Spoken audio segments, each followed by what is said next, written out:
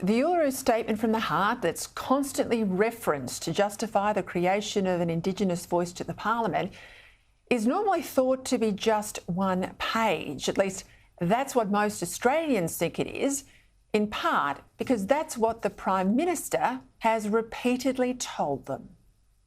The Uluru Statement from the Heart, I'd encourage people to read. It'll take you about 2 minutes. You can fit it on one A4 page. That's the request. And to read the words that are there in the referendum going forward that are very clear as well. Here he is again on the one-pager. The Uluru Statement from the Heart does speak to our hearts. A short document, long in the making. It is a masterclass in spare eloquence. I keep a copy of it on the wall of my office in Parliament House, and there isn't a day that I don't look up to it. Sometimes I focus on a couple of lines, but often I read it right through. If you haven't, I do recommend that you do. Like the Gettysburg Address, it only requires a few minutes. It literally fits on one A4 page. And again, the beautiful statement, frankly, that can be fitted on one A4 page, and I'd encourage your listeners to have a read of that. Only that's not true. It's a lie. The Uluru Statement from the Heart is not a one-page document. It's actually 26 pages in all, and we only know that because the government's been forced to release the full document under Freedom of Information, FOI. And it's the whole 26 pages of the Uluru Statement from the Heart that every Australian should read, not the PM's sanitised one-pager, before they cast their vote in the upcoming referendum. And here's why. Because the whole tenor of the full Statement from the Heart and of the 13 meetings leading up to it, as revealed in these official documents, again available under FOI only, is of anger, grievance, separatism, the need to undo as far as possible the last 240 years of Australian history. And it's this complete statement, all 26 pages, that the Prime Minister has declared time and time again that his government is committed to implementing in full. And on behalf of the Australian Labor Party, I commit to the Uluru Statement from the Heart in full. And I recommit on behalf of the government that I proudly lead to the implementation of the Uluru Statement from the Heart in full. And I'm proud to lead a government that's committed to implementing the Uluru Statement from the Heart in full.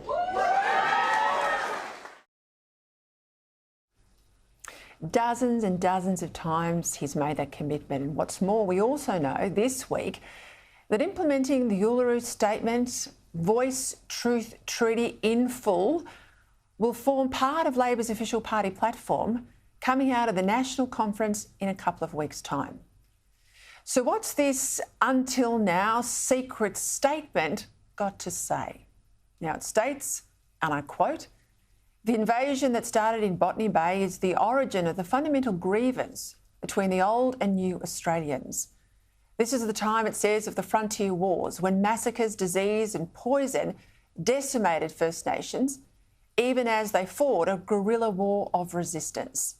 The Tasmanian genocide and the Black War, waged by the colonists, reveals the truth about this evil time. By making agreements at the highest level, the negotiation process with the Australian government allows First Nations to express our sovereignty." Now, agreements at the highest level, a negotiation process, it says, with the Australian government on a treaty. Now, that's directly at odds, isn't it, with what the Prime Minister said on ABC Radio this week. If the voice passes, will you move to trying to negotiate a treaty or treaties? No, Patricia, because that's occurring with the states. So you're saying the Commonwealth will never have a role with treaties? Right now. no, Patricia. What I'm saying is that what the No campaign want to do is to focus on everything that's not happening and nothing that is.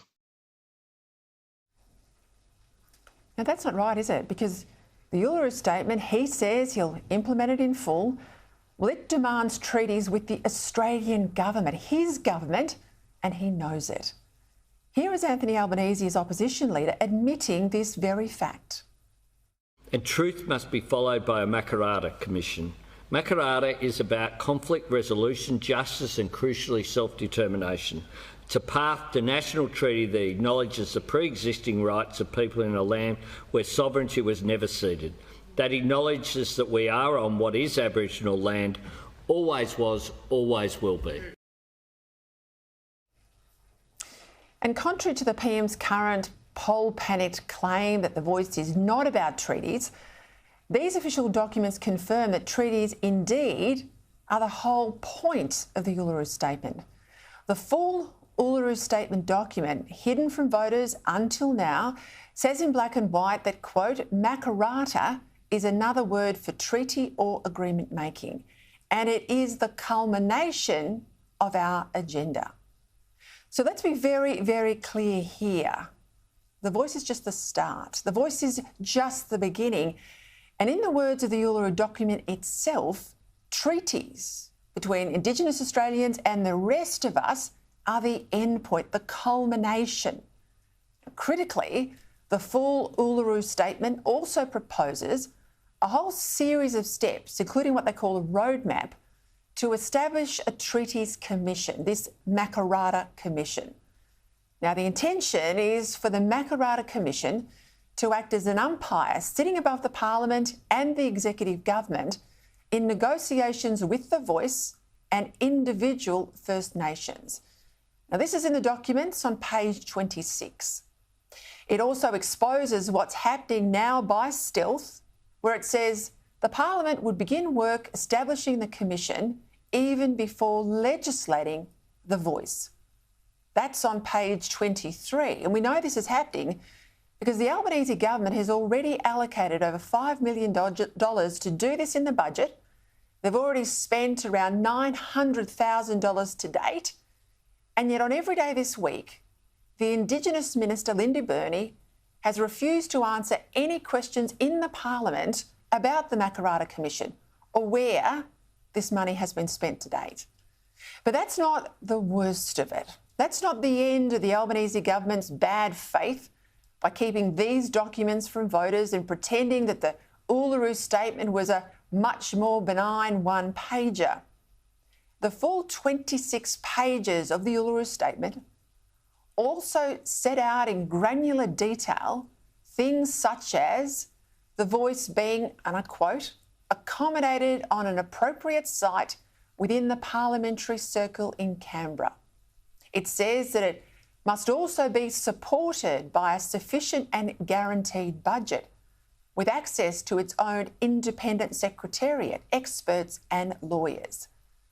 That's all on page 22 of the until now secret documents. And this marries up with what I've been told by people who still talk to me in the public service out of Canberra, that a lot of them are involved in reviewing the plans of the Parliament House building, working out where they'll locate this new Voice, where they'll build the Voice a chamber of its own. Like the House, like the Senate, there'll be a chamber for the Voice, and where all these new Voice members will be accommodated. The new officers, the staffers and the salaries, which I am told must be at least equivalent to elected MPs. Talk about a third chamber. That's what Malcolm Turnbull once very aptly described the Voice as. But here is the worst of what the full Uluru Statement from the Heart proposes. Reparations. Compensation paid by taxpayers, including options such as a financial settlement based on a percentage of Australia's GDP. Now let's repeat that. It's a quote, such as seeking a percentage of GDP, the resolution of land, water and resources issues. Now, if in any doubt about the radical nature of the changes sought by activists behind this voice, you can thumb through the 86 pages of lead-up deliberations that preceded the full 26 pages of the Statement of the Heart that is now available for you at home on the Sky News website. So be in no doubt that if the voice gets up, there will soon be two classes of Australians.